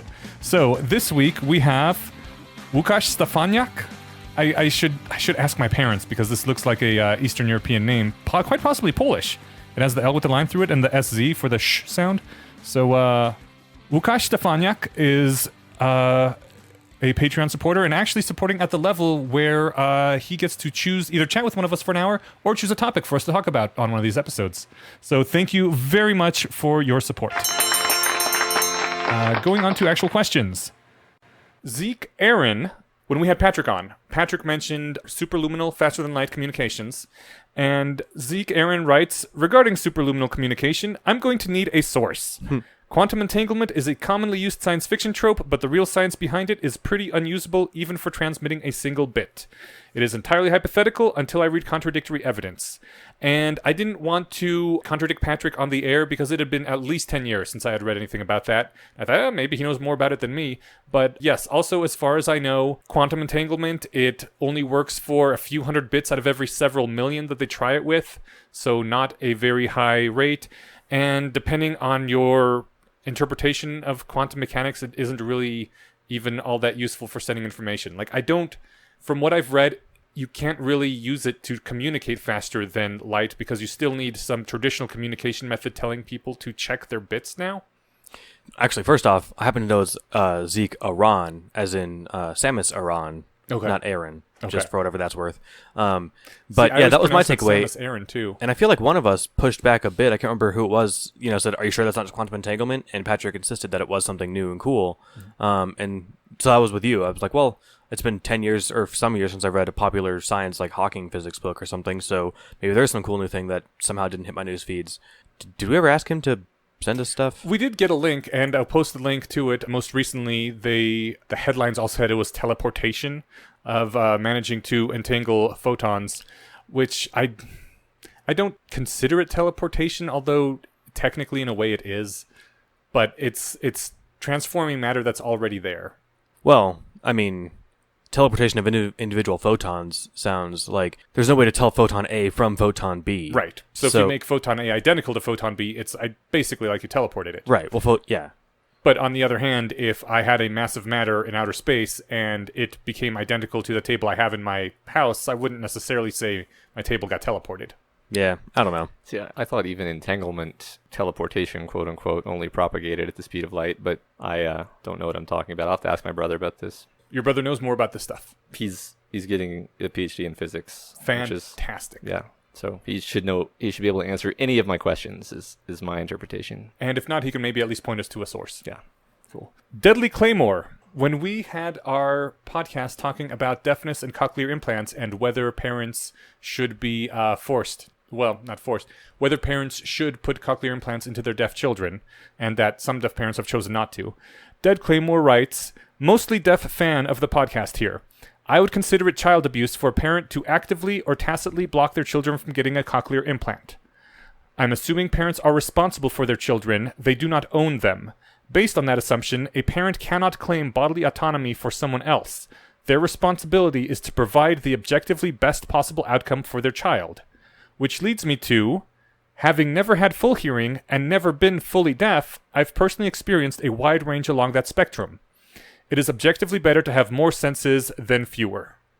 Yeah, I really appreciated that perspective, and I'm also glad that we didn't, the one person who wrote in that might have something. Well, I guess we're not going to get a lot of deaf people writing into the show. Probably not. So, yeah, I appreciated that feedback, and I do like the point. Actually, I think I saw Daniel Dennett articulate it this way, that we're not like the owners of our kids, we're their stewards. It's not, well, it's mine, I can do whatever I want with it. It's like, no, it's your responsibility now that you have one to give it the best that you can. And that means, being sensible to some degree at least, right? So, and not just about cochlear implants, but things like vaccines. I mean, there is something pedantically, more senses is better. I don't know 100% if that's true. Like, if we could sense more of the electromagnetic spectrum, we'd be blind. But that's probably not what they were getting at. So it's interesting. Have you ever heard of the North Paw bracelet? Or anklet, rather? Mm-mm. It's like an ankle bracelet, which is sort of awkward to wear because people think that you are in prison or that you're out of prison on parole or something. But it vibrates against your skin in whichever direction is north. Yeah, it is the coolest thing. I've heard it described as basically having a sixth sense now, and that eventually you start dreaming with the sense where you just always know where north is. And it seemed like a really awesome ability. And I got one, and it didn't quite work for me, and part of the problem being that people did assume that I was out of, on jail, I had done something wrong, and I was like, I'm just not going to wear this anymore because... I would love to try it if you still have it. I don't anymore. That's okay. Yeah. So how did it work? Did it just constantly buzz north? Yeah. And I'm assuming there's weights on all four sides or something? 8. Eight. It has 8 of those little cell phone vibrator motors, and whichever one is closest to pointing north is vibrating. I feel like all the time that get kind of annoying. Do you just get used to it? Yeah, and also if you don't move for a while, it stops and only buzzes like once every 2 minutes or something, really briefly. Did it become impossible for you to become lost? Did you just always know where you were? Again, I only wore it for about 2 days because going into the office and having people being like, I see what I was like, oh man, I can't do this in an accounting. If it has 8 small things, it doesn't look like an ankle bracelet. An ankle bracelet looks like this big thing attached to a belt. Well, it has a large motor on the side and also a little housing for the computer chip that has the little sensing thing in it. And probably the battery. And yeah, the battery. Yeah. Did I say housing for battery? You said computer chip that has the sensing thing in it, which will also have that. Yeah, so, and the battery. And, okay. Yeah, that makes it look very bulky. Yeah, that sucks. Yeah. I wonder how much they are, because that's the kind of thing I'd be interested in trying. $200. I'm always wearing jeans, so... Yeah. Just write Livestrong on it, and then they'll just assume that it's... Just paint it baseball or football team colors. Yeah, exactly. Perfect. I should maybe get another one. But yeah, it's $200. That was what they cost a few years ago, or what they cost now? I believe it's what they still cost now. Oh, they 150 if you do your own soldering, but I would not recommend that unless you are very good at soldering. I'm not, so maybe we can go halvesies. Yeah. Also, Dead Claymore goes on to say, technical note, cochlear implants, in order to be maximally effective, need to be installed as early as possible so the child's brain can develop the necessary neural pathways to accurately interpret the stimulus that's coming in. If I found out that my mother had the option of fixing my hearing and didn't, I would be quite pissed off. All that being said, being deaf isn't the end of the world. I sometimes joke that it's a superpower. For sure. And I don't think we came off as anti-people with 5 senses, right? I hope we didn't come off as anti-deaf people either. Certainly. Yeah. That is interesting to know about it needing to be installed at childhood. I knew that there's some perk about it being installed I thought it was something to do with like how your ear developed and healed, but apparently it's also brain wiring, which also gives you the opportunity later on, if you're like, you know what, I feel like I'm an adult now, I want this thing out, I want to try being deaf forever, then you can do... then again, every able hearing person has the ability to do that too, right? Yeah, we all have earplugs. number 2 pencils in here if we really wanted to. I guess how are you supposed to go about doing that? You're not, right? Yeah, the cochlear implants, from what I've heard, take quite a while. A lot of it is the brain wiring. When you first get them, all you hear is like weird buzzes and beeps and stuff. And apparently there was probably either Radiolab or This American Life. Someone was talking to a reporter, one of the early cochlear implant adopters, and as they were talking to a reporter, they were like, "That's an ambulance, isn't it?" And the reporter was like, "Yes." And they're like, "My brain finally made that wiring, and I heard an ambulance for the first time." So it takes a while for your brain to figure out what is happening to it. That's really interesting. And it had been like a few months at that point. I wonder what that'll be like if we ever get technology that gives us new senses. If it'll be faster or slower, or what that'll be like. It also has to be weird being a baby, right? Just randomly bombarded with sensory inputs that you have no idea what's happening. I sort of give babies like some slack now because like when they're constantly screaming and crying, but like everything that's happening to them is the worst thing that's ever happened to them in their entire life. Right. So like, you know, they drop their thing out of their stroller and they lose their mind. It's like that's probably the worst thing that's ever happened to them. And you're right, like it's got to be super intense, especially the first few days. I imagine going from like the soft hum of utero to police sirens and flashing lights must be quite the stress inducer. Everything's cold all the time, yeah. Yeah. It's probably not good for our psychology. Being born. I wanted to ask real quick. You said you are both a rationalist and a parent? Yeah. We also got an email from Jason, who is a rationalist parent. Would you be interested in doing like a rationalist parenting episode at some point? Sure, that sounds great. Awesome. I will maybe do that. I bring that up because Jason wrote us an email, a number of things. One of them is about the rational parenting thing, and I'll put that off for later. But when we were talking about the meaningfulness of the real physical world, Jason wrote, "It's possible the current universe we're in is a simulation. Does that change anything? Does it make what we care about meaningless? What does it matter?"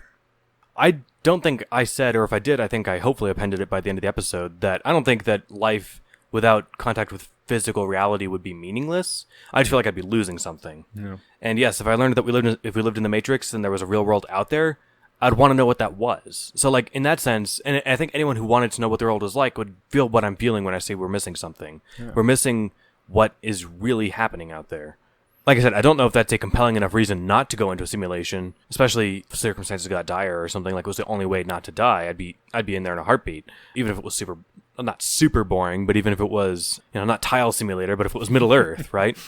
I think this stuff wouldn't be meaningless because I still care about the people I care about, but it would feel slightly less meaningful. I would want to know what's out there.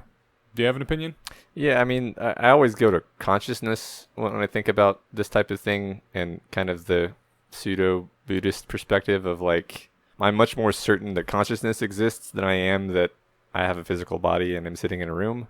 So even if everything is a simulation, whatever is happening on the level of my awareness is quote-unquote real as far as I'm concerned, no matter what I learn about the outside world. And I'm just going to continue operating under the assumption that other people are real too, in which case they do have meaning, even if they're also a simulation.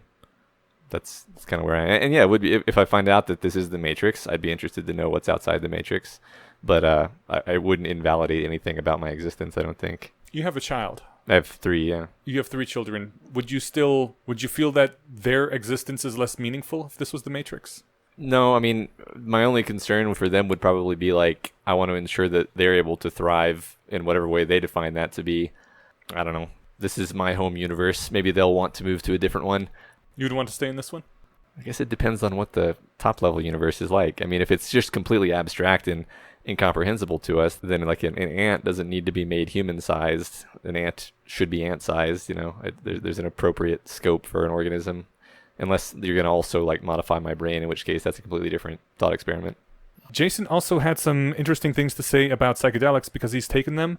This email that he sent us was not actually text. He sent us an audio file, so I'm going to go ahead and throw up that audio file on our Patreon feed in case anyone wants to hear that. Caveat: ask Jason first. I will ask Jason first. Yeah. Okay. Here's a comment which feels prescient to me because it touched on what I was talking about today. Zeke Aran. No, okay, hold on. Samus's last name is Aran. I always thought so. See, I played it back in the days before they had audio in games, aside from beeps and boops, so I just said Aaron. In like the ones where they actually have voice actors, does it come out as Aran? I haven't played them since. Do they talk now? Dude, I don't know. I assume they talk in all video games now. God, we sound so old. Like at some point she goes, "I'm Samus Aran. Take this, alien."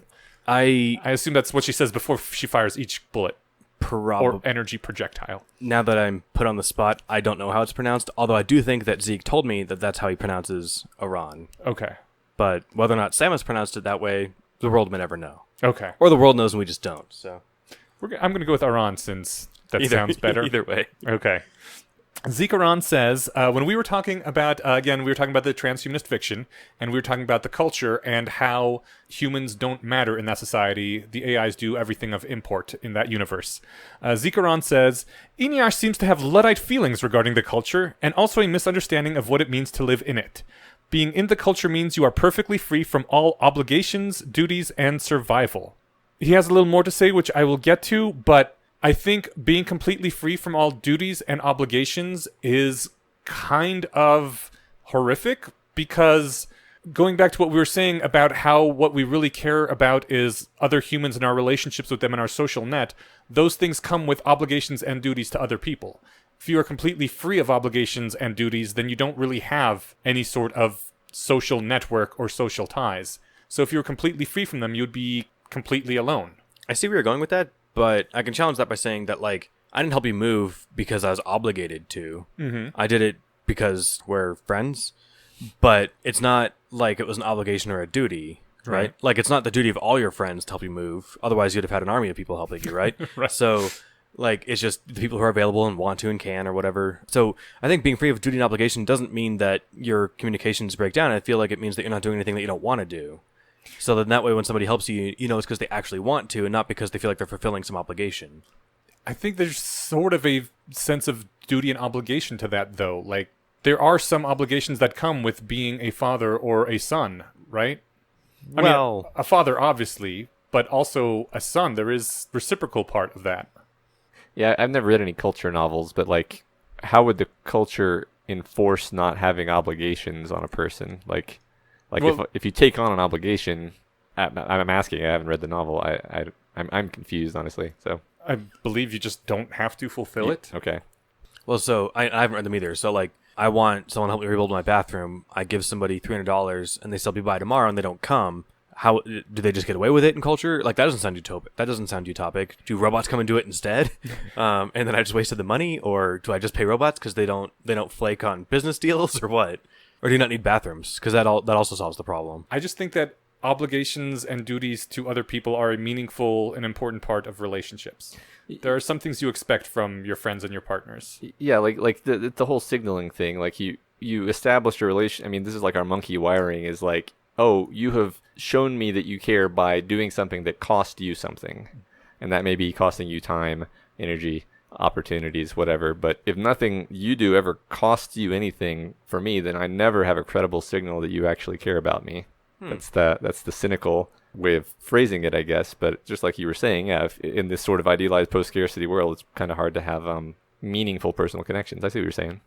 I feel like you successfully channeled Robin Hanson in that analysis. And I feel like there's actually something to that. And don't you just have a duty to your fellow citizens to not shit in public or make society worse in some way? To defend your friends and or defend the right of free speech or public assembly or whatever it is? Yeah, I haven't read the culture series either, so I can only assume that they have some way of getting around these problems, because, like, in a situation where the way of getting around it is that humans don't matter. You can't do anything that can fuck up the world.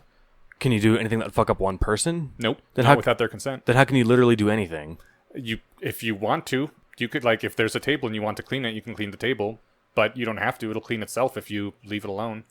So yeah, I mean, it sounds kind of horrible and dystopian from my understanding of it. Is like there's like these super AI overminds that are literally just basically bouncing humans around like billiard balls, and the humans of course think they have agency, but that's just because the machines are that much smarter than them. Like that's a dystopia to my mind.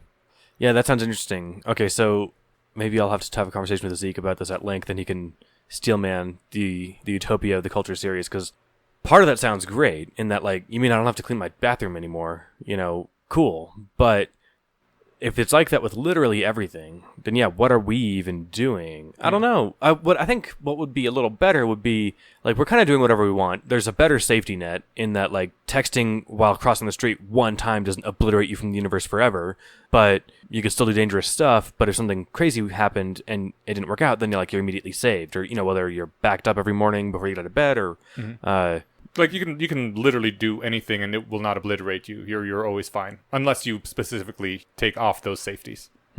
Charles Strauss explored that once in Acceleranda, which was really great. They had basically functional immortality, and so children started running around with like swords and machine guns and stuff when they're playing out on the playground, and would literally chop each other up and shoot each other full of holes, and it didn't matter because they turn off the pain receptors, and then the machines rebuild their body, and they're like, yay, this is fun, and it's kind of bloody and horrific. And on the other hand, you're like, well, shit, if I could swing around a lightsaber on the playground and it wouldn't kill anyone, I would. Yeah, if it didn't hurt and no one died, that does sound kind of fun. Yeah. I mean, people play paintball now, and that's a simulated version of that, so... Yeah. It would be like paintball, except with real guns, and when you die afterwards, they, at the end of the round, resurrect you. Well, we also play Call of Duty, which is like another abstraction of that, right? So feels like the same thing. And Call of Duty isn't very meaningful. People who go to the military will still play Call of Duty for fun, but they don't derive the meaning from Call of Duty that they do from being in the military. Well, that's because they aren't real people. So I feel like as long as you're interacting with in Call of Duty, not that military personnel aren't real people. Those aren't people. No one listening to this saw this, but as soon as he said those aren't real people, I gave Steven the look, as in, oh. Yeah, so I didn't clarify because I felt like I misspoke. I clarified because Inyash gave me a look that said he felt like I misspoke. Yeah, you can gun down everybody in Call of Duty, nothing happens, and the world's no different for it. Your stats in the game change, but your stats in the game of But what Earth, if all of life was like that? You could gun down everyone and it wouldn't matter because nothing changes except maybe a few stats of how many people you gun down on the playground. Yeah, how does that stop the rogue sociopath in culture? In culture, you can't, like, harm people without their permission. It's like, what if you are swinging a lightsaber and you're fine swinging it until you hit somebody and then it just stops working, or what? Yeah.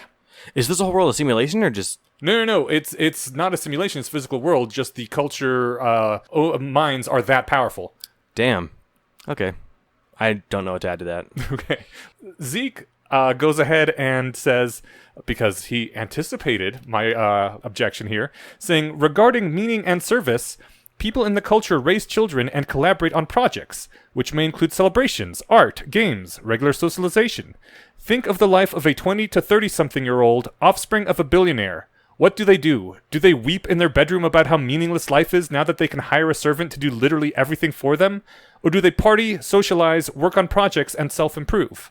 And, that's the counterpoint to that. Like in Star Trek, no one has to work, but a lot of people do anyway for the fun of it. Well, so 2 questions about that. Well, I guess one caveat and one question. One caveat is that it depends on the billionaire 20-year-old, but a lot of them are just laying around drinking because they can't contribute. I don't know if a lot of them. There isn't a large sample size, but I do know that depression rates are kind of high in those populations, which I guess take that for what it is.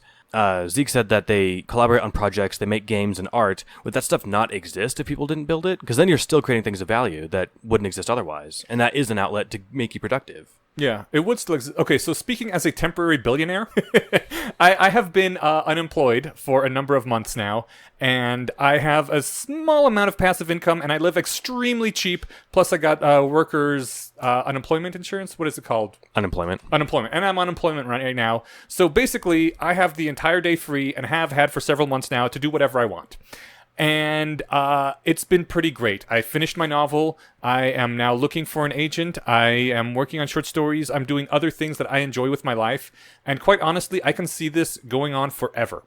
I'm like, this is so much better than having to get up at 6 a.m. every day, slog into work to do meaningless accounting and number juggling for 8 hours, and then come home And yeah, I don't have nearly as much money to spend, but I'm using my time with what I want to use it on, and I get to socialize with people more often. I get to see you guys, I get to see other people. It's kind of great. So I'm sad that I'm only a temporary billionaire, and I'll have to rejoin the workforce in a couple months here. But it's not something to sneeze at. Well, so you're in that situation that Zeke's describing, Yeah. but you're creating things that wouldn't exist otherwise, and that gives you, like, if you were, I don't know, just making the same 5-centimeter cube of wood over and over, you'd probably get super bored. Well, and I there's mean- machines that can do it better than you can. So, like, If I was in this position 10 years ago, I would have been miserable. I used to be not very good with not having outside goals to push me.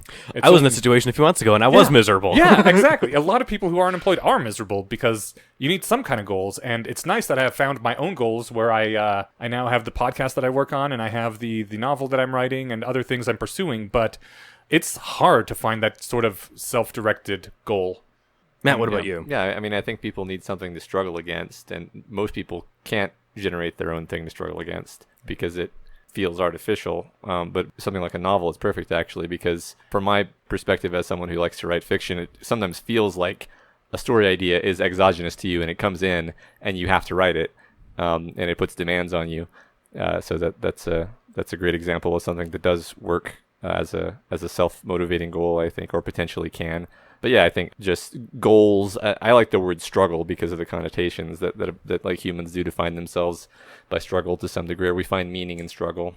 I'm going to Burning Man for the first time this year, and I get the feeling life might be a lot like Burning Man, because there's nothing necessarily to do at Burning Man. You just show up and be there for 7 days, but people find their own projects and art installations and other things to do, and service to other people. A lot big part of it is like the service and gift to other people that are there. I was really into that when I was looking into it once for about 10 minutes until I saw that it cost a bunch of money now when it used to be free. Did it or used at least to be free? Or at least super, super cheap. Okay. What, I guess... It's about $500 for a ticket. It's not too bad, but No, it's not prohibited. Well, I guess... I mean, I guess it depends That's- on how much money you got. Yeah, and like if you can afford not to work for however many days Burning Man lasts or whatever. But Yeah, how long 7 does it days. go? It's 7 days. And then there's also, you have to bring in everything that you need to live on. So if you're going for the first time, like I will be, it's actually a fair outlay in supplies. Can't you barter for that? No, it's not a barter economy. It is, you are allowed to gift people things. Can't you get gifted those things in exchange for other gifts? I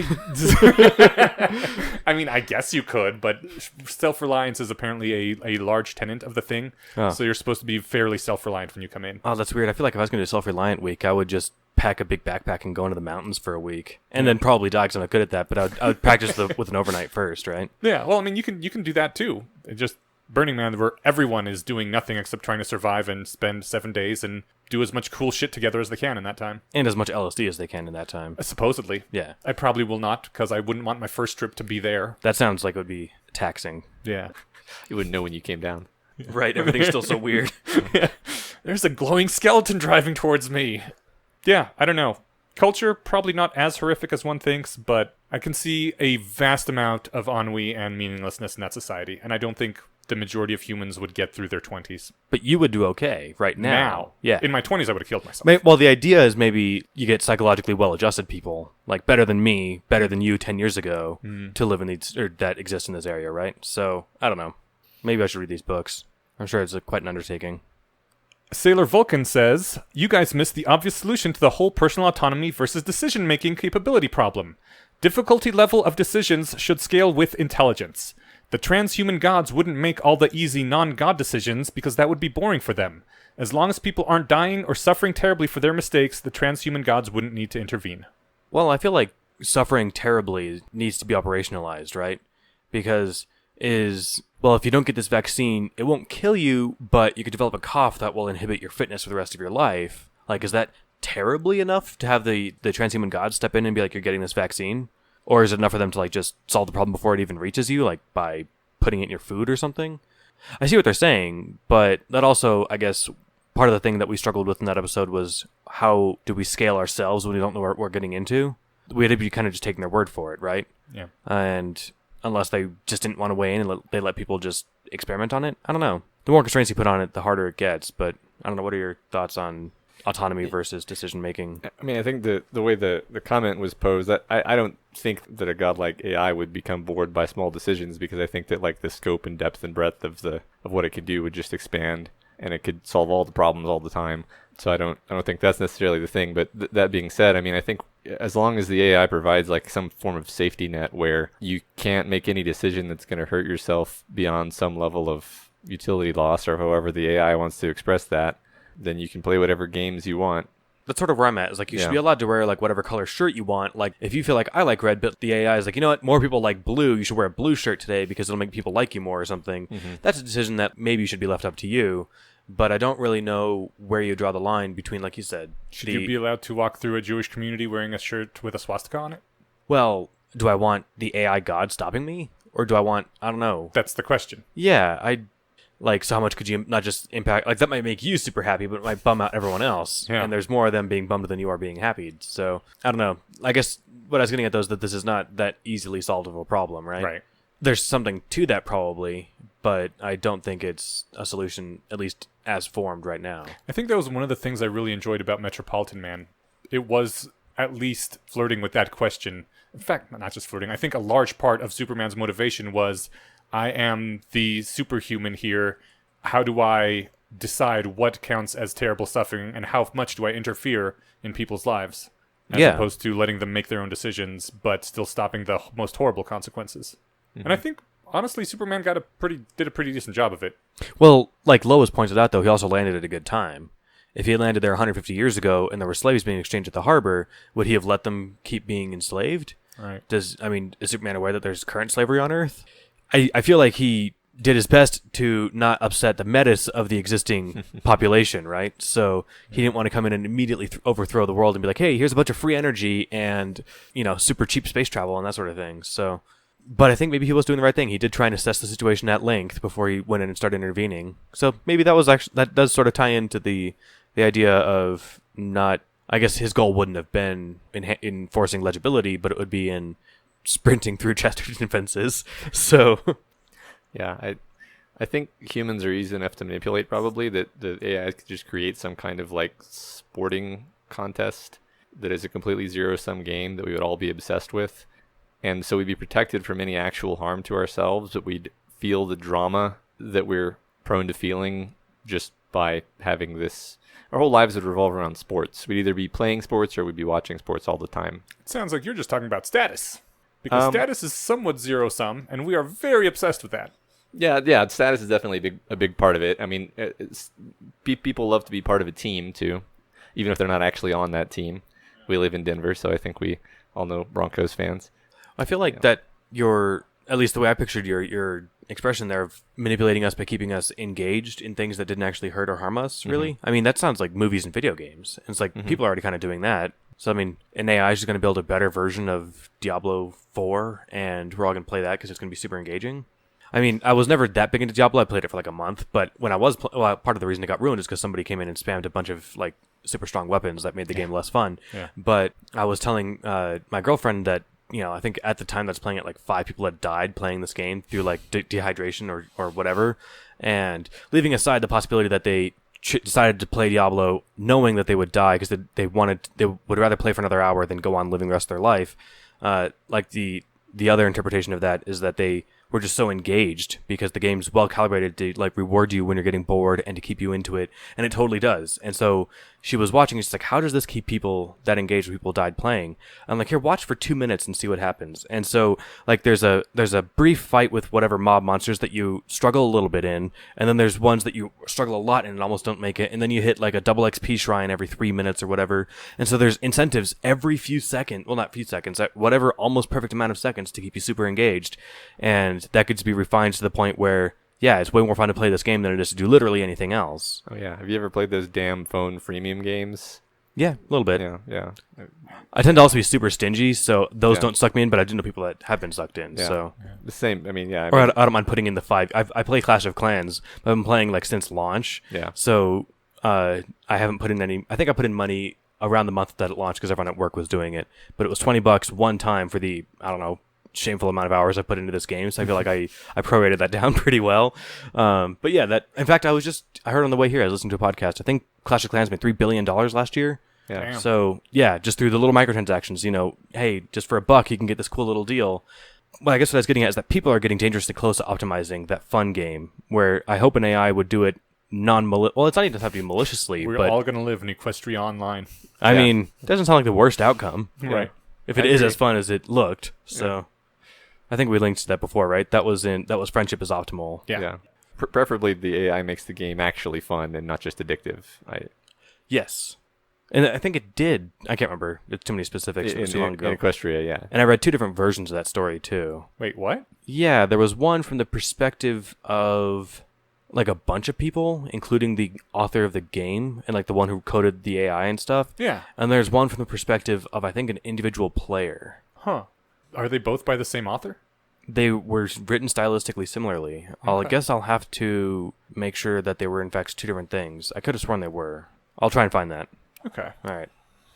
Let's jump on. Alrighty. Not Without Incident says, in terms of having kids, it seems like going back to previous episodes, Stephen and Ineash had agreed that a potential human life being realized is a net positive. Perhaps with some caveats.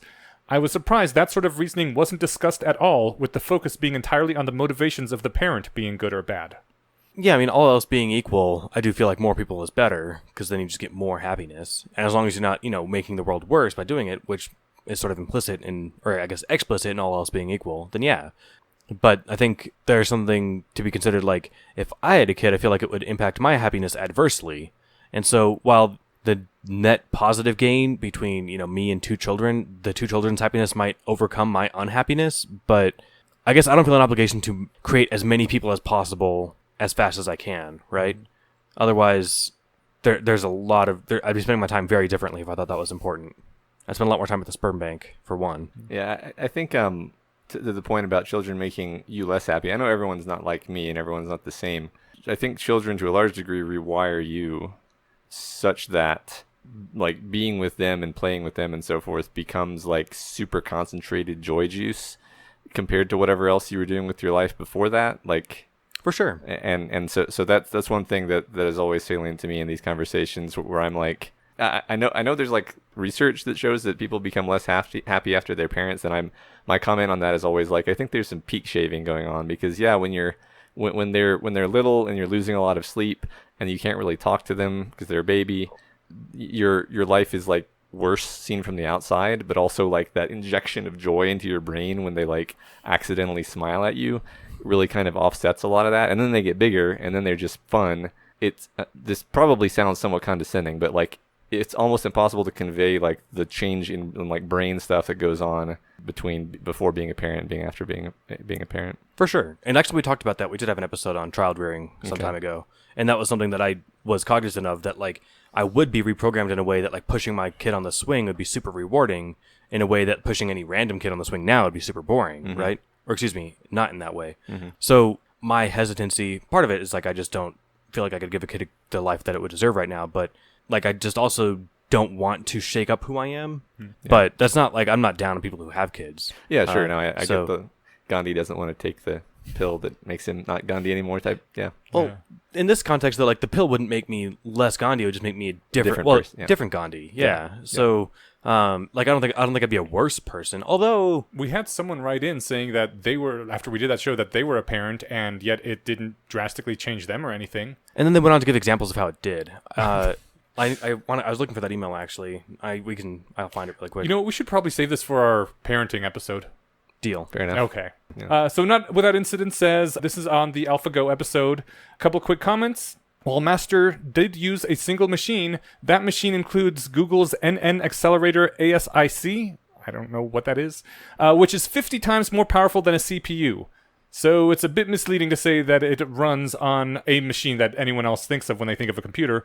Also, it's a bit misleading because any use of a neural network can be divided into 2 stages: training, where it learns how to play, and inference, where it evaluates the current board state and possible moves. Inference is generally much computationally lighter, and that's all AlphaGo has to do during one of those games, whereas the training takes a lot more power and a lot more time beforehand. Yeah, ASIC is application-specific integrated circuit, so it's basically a chip that was made specifically for that computational task, which makes it better at that, not necessarily better overall. Oh, thank you for telling us. Sure. Awesome. The other thing is in the same context about how a human could help AlphaGo play better. I didn't think I did a great job explaining it. Master, just like earlier AlphaGo, is still ultimately reliant on a tree search algorithm. It seems likely that the human partner is essentially improving the otherwise random choices of the Monte Carlo tree search component, even if they are much less capable at evaluating board positions than neural networks. This would explain why a player much weaker than AlphaGo can still improve its play when they work together. Makes sense. I'll just take that at face value. Okay, cool. That is all I had. I think you had one comment that you had also wanted to read. That was actually the one about the child rearing. Oh, it was about the chart. Okay, so we're going to yeah. wait until next time. I can just pull out the quote because I don't want to make it sound like...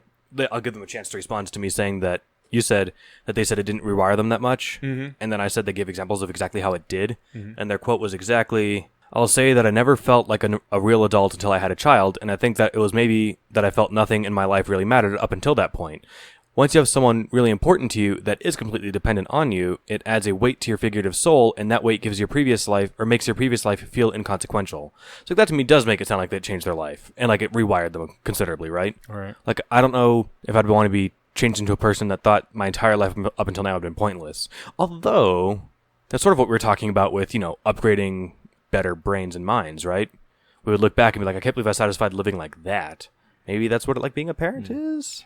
For what it's worth, I don't feel like my whole life prior to having kids was pointless. It's just, it was a bit like being a different person. I will grant that. Not pointless, though. I don't know. I think everybody's different, though. I mean, even other parents I talk to, there's a spectrum, I think. That's good to keep in mind. So, I believe we're done at this point. I think so. Okay. Inuyasha, you wanted to plug something? Oh, yes. Which you can... I have that collection of short stories that is out, Red Legacy and Other Stories, and it is available at Amazon and various other places where you can buy ebooks and physical copy at Amazon as well. Cool. And I want to thank Matt again for joining us. Did you have anything you'd like to plug for yourself? Yeah, sure. I co-host a podcast about the web serial Worm, which I anticipate at least some of the listeners of this show have read. It's me, a longtime fan of the story, guiding a first-time reader through the story Worm, arc by arc, and every week we read a new arc, and we do a close reading of it, plot synopsis, and kind of detailed literary analysis. It's really fun, and I would really appreciate it if you would check it out. Now, I recall when I read like the first 12 arcs or whatever, arcs are actually pretty damn long, right? They get to be like 100,000 words long eventually. Yeah, how long does this podcast go if you do an in-depth analysis on every arc? So far they average about 2 hours each, and so let me stop myself. Some of the arcs we've had to split up into 2 episodes, and then in those cases usually the episodes are getting to be 2 hours each. So, for example, this last week I believe we released first half of arc 15 last week, and we're doing the second half of arc 15 this week. Yeah, 4 hours per arc is actually where it's getting up to. It's pretty dense, actually. So was Worm, though, so that's fair. Yeah. And what was the URL for that? Or yes, thank you for asking. The name of the podcast is We've Got Worm. We're on Twitter at GotWormPod. Our website is Daily Planet Films. That's DALY, and you can find all of me and my partner's work in terms of film reviews there, as well as the podcast. Cool. Awesome. So you also do film reviews? Yeah. Right now we're more focusing on the podcast in terms of how we spend our time. But yeah, I've written some film reviews and book reviews, and the other guy I work with is he does a lot more film reviews. Yeah. Excellent. Sounds awesome. Daily Planet, or the Daily Planet? Daily Planet Films is the website, Right dailyplanetfilms.com. Cool. And yeah, the other guy's name is Scott Daly, and he started it, so it's... Sounds great. Okay, so you can comment on this episode or others if you want at our website, BayesianConspiracyPodcast.com, or you can go to the subreddit at /r/The Bayesian Conspiracy, or you can support us on Patreon if you want, or leave us a review at iTunes. All those things help a lot. We also have to thank our audio engineer, who is awesome. That's right. Thanks again to Kyle Moore for finally bringing our audio quality into the 2010s. Yeah, at least. Thanks, Kyle. Awesome. Thank you all for listening. See you next episode. See you in 2 weeks. Bye. Bye. I'm always bad at saying bye.